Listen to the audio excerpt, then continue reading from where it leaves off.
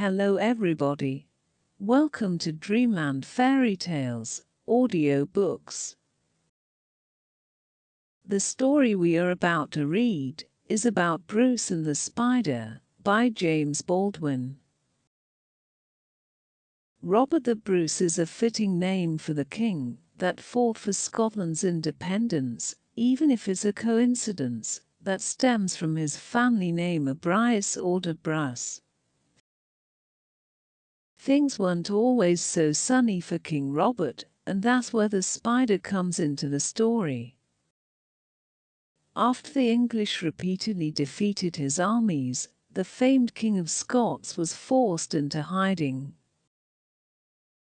Legend has it that, when Robert's spirits were broken, he took refuge in a cave, and he noticed a small spider attempting to weave a web.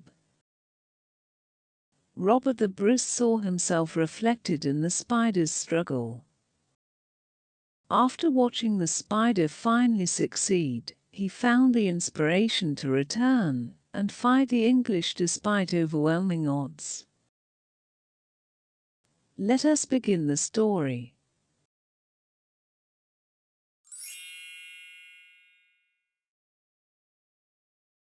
There was once a king of Scotland whose name was Robert Bruce.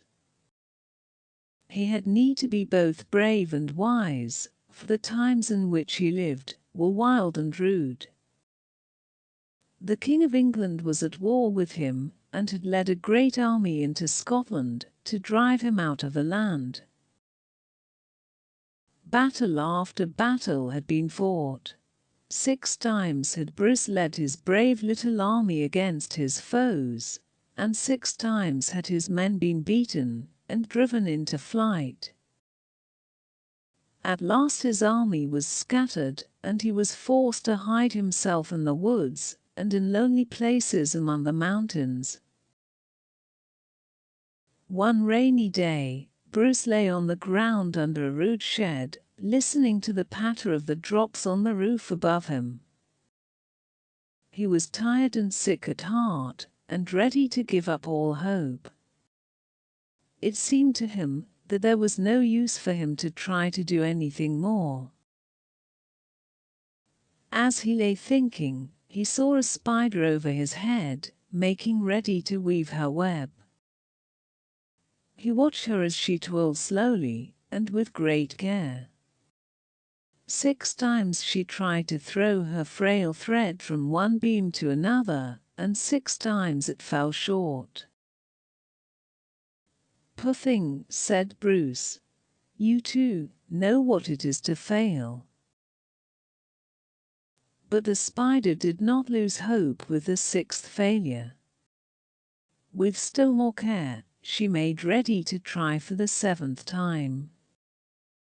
Brus almost forgot his own troubles as he watched her swing herself out upon the slender line. Would she fail again? No. The thread was carried safely to the beam and fastened there. "I too will try a 7th time," cried Brus. He arose and called his men together. Soon there was an army of brave Scotchmen around him.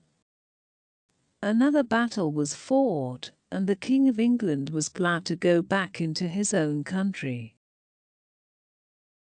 I have heard it said that, after that day, no one by the name of Brus would ever hurt a spider. The lesson which the little creature had taught the king was never forgotten.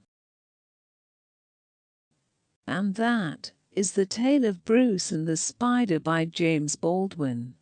The end. This story is featured in our collection of short stories to read when you have 5 minutes to spare. You might also enjoy this interesting story about a tale of Androclus and the lion. Androclus, a Christian slave in Roman times, is surprised by a lion in the forest. Seeing that the lion has a thorn in its paw, Androclus pulls the thorn out. If you enjoyed that story, leave a like and do not forget to subscribe to Dreamland Fairy Tales audiobooks. Hit notification bell button to be updated to our latest fairy tale stories and enjoy a complete collection of short stories for children. I hope you enjoyed reading with me. Until next time, goodbye.